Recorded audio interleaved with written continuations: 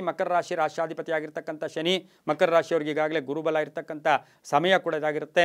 ದ್ವಿತೀಯದಲ್ಲಿ ಶನಿ ಕೂಡ ವಕ್ರಿಯಾಗಿ ಸಂಚಾರ ಮಾಡ್ತಾ ಇದ್ದಾನೆ. ಮಕರ ರಾಶಿಯವರಿಗೆ ಒಂದು ಆಷಾಢ ಮಾಸದ ಫಲಾಫಲಗಳನ್ನು ನಾವು ನೋಡೋಕೆ ಹೋದಾಗ ಇವರಿಗೆ ಪುತ್ರ ಅಥವಾ ಪುತ್ರಿಯಿಂದ ಕೀರ್ತಿ ಪ್ರತಿಷ್ಠೆಗಳು ಜಾಸ್ತಿ ಆಗುತ್ತೆ.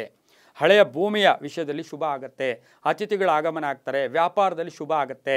ಹಾಗೆಯೇ ಈ ಒಂದು ಮಕರ ರಾಶಿಯವರಿಗೆ 6 ರಿಂದ 7 ಗ್ರಹಗಳ ಶುಭ ಫಲ ಇರ್ತಕ್ಕಂಥದ್ದು. ಹೊಸ ಯೋಜನೆಗಳಿಗೆ ಕೈ ಹಾಕ್ತೀರಾ. ಪ್ರಯಾಣ ಯೋಗ ಇರ್ತಕ್ಕಂಥದ್ದು, ಸ್ಥಾನ ಪಲ್ಲಟ ಆಗ್ತಕ್ಕಂಥದ್ದು, ದೇವತಾ ಕಾರ್ಯಗಳಲ್ಲಿ ಭಾಗಿಯಾಗ್ತಕ್ಕಂಥದ್ದು, ಪ್ರತಿಷ್ಠಾಪನೆಗಳಿರ್ಬೋದು, ದೇವಸ್ಥಾನ ಕಟ್ಟಕ್ಕೆ ಹೋಗ್ಬೋದು, ಇದು ಮಾಡ್ತಕ್ಕಂಥ ಯೋಗ ಕೂಡ ಇರುತ್ತೆ. ಉದ್ಯೋಗದಲ್ಲಿ ಶುಭ ಆಗುತ್ತೆ. ಮನಸ್ಸಿಗೆ ಆಹ್ಲಾದ, ನೆಮ್ಮದಿ ಇರುತ್ತೆ.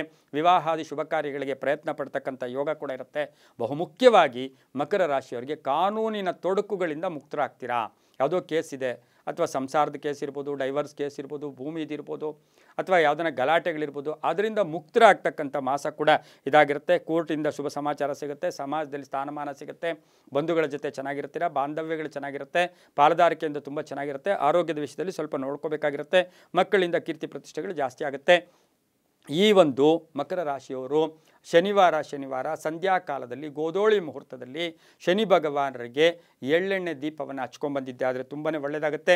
ಎಳ್ಳಿನಿಂದ ಮಾಡಿದ ಪದಾರ್ಥವನ್ನು ದಾನ ಮಾಡಿದ್ದೆ ಆದರೆ ತುಂಬಾ ಒಳ್ಳೆಯದಾಗ್ತಕ್ಕಂಥ ಯೋಗ ಕೂಡ ಇರುತ್ತೆ. ಅದರ ಜೊತೆಗೆ ಈ ಒಂದು ಮಕರ ರಾಶಿಯವರು ಸಾಧ್ಯವಾದಷ್ಟು ವಿಷ್ಣು ಸಹಸ್ರನಾಮವನ್ನು ಕೇಳಿಸ್ಕೊಳ್ಳಿ. ಓಂ ಶಂ ಶನೇಶ್ಚರಾಯ ನಮಃ ಈ ಮಂತ್ರವನ್ನು ಹೇಳ್ಕೊಂಡ್ರೆ ತುಂಬ ಒಳ್ಳೆಯದಾಗುತ್ತೆ. 4 ಮತ್ತು 6 ಅದೃಷ್ಟ ಸಂಖ್ಯೆಗಳಾಗಿರುತ್ತೆ. ಈ ಮಾಸದಲ್ಲಿ ಪೂರ್ವ ಮತ್ತು ಉತ್ತರ ದಿಕ್ಕಿನ ಪ್ರಯಾಣಗಳು ಶುಭಕರವಾಗಿರುತ್ತೆ.